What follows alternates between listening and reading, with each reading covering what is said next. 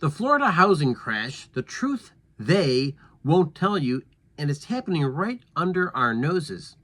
Florida has been a hot spot for any types of housing for a long time, whether they are VRBOs, Airbnbs, trips to get your Mickey Mouse ears at Disney World, Epcot. You get the picture. Florida has been a real super hot market ever since the great illness from 2019. But now we have some questions to ask, and these questions really are, is this maybe a sign of a bigger crash in the housing market, or is this really going to be isolated to Florida? Stick around and we'll continue. By the way, my name is Brian. I really appreciate you being on this channel. We're trying to sprint to 500 subscribers. Your like and subscribe does everything to help move this channel along. And of course, you help me feed the squirrels in the backyard as well. And with that, ladies and gentlemen, let's continue. Is Florida's real estate market a warning sign or a ticking time bomb for the nation? What exactly is happening in Florida right now? We can say there's a huge spike in inventory. Translation, at one point in time, you could not buy property in Florida, and now it's more and more difficult to sell it. What's going on? There's major price corrections going on in metropolitan areas throughout Florida. There's an insurance crisis for sure. Like, if you're an insurance company, would you really want to insure property in Florida? Oh, you would like to collect the premiums on multi-million-dollar properties, but the fact is, anytime a hurricane could come through and really cause some severe damage. Think of a place like Sanibel Island on the Gulf Coast, which was completely submerged with over 8 feet of water during the last hurricane. The efforts to rebuild that island are still ongoing, and we're here to say, who wants to cover that?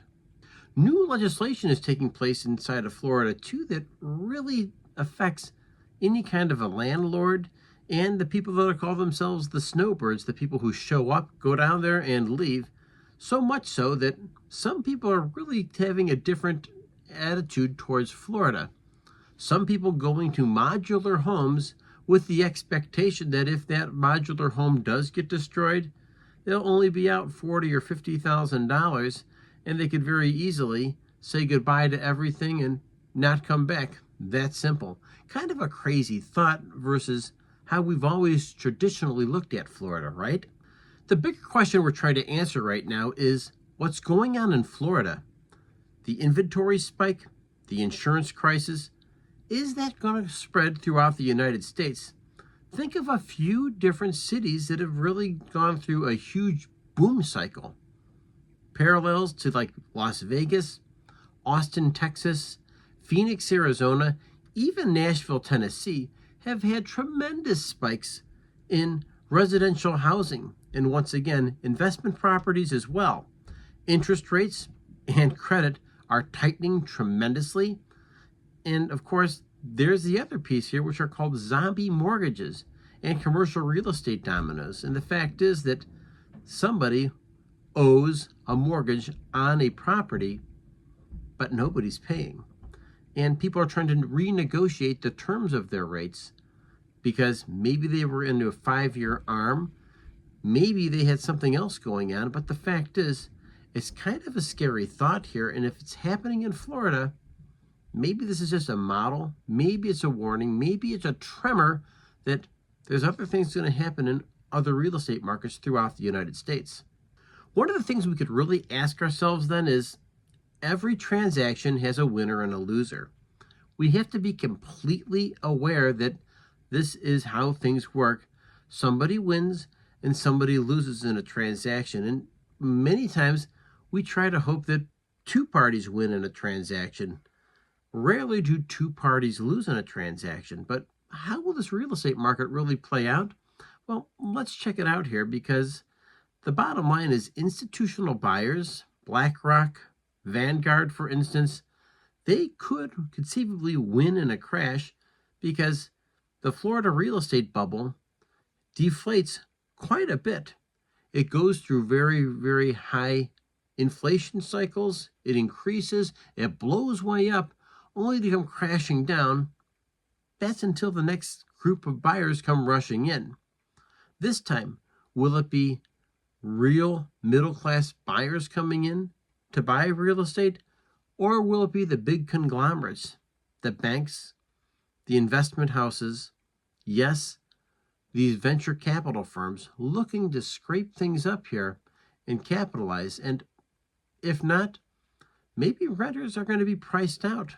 The fact is that in Florida, there doesn't seem to be a middle class. Quite often what I've seen in Florida and what people have told me about their experiences in Florida is you have those that have money and disposable income, and you have a lot of poor people trying to serve the needs of those who have. That's a scary thought. But maybe more importantly, if there's no middle class in Florida, what about the kids in their public schools? What about the children going on to college? And maybe this is all part of a bigger domino effect right about to take place right there in Florida. Hey, thanks for joining me. It's Brian once again. We are on a sprint to 500 subscribers. I'd love to have you be one of them. Thanks for joining me. A like, a subscribe does wonders. And once again, I want to remind you folks that we try to deliver meaningful news where the politics of Wall Street and DC hit Main Street. Your comments really do matter. And if I can remind every one of my viewers here, the biggest battle we're fighting every single day is the one between our ears. Our thoughts, our actions, our attitude, and our mental clarity matters a ton. Stay healthy because your health matters, and I'll catch you next video. Thanks for joining me.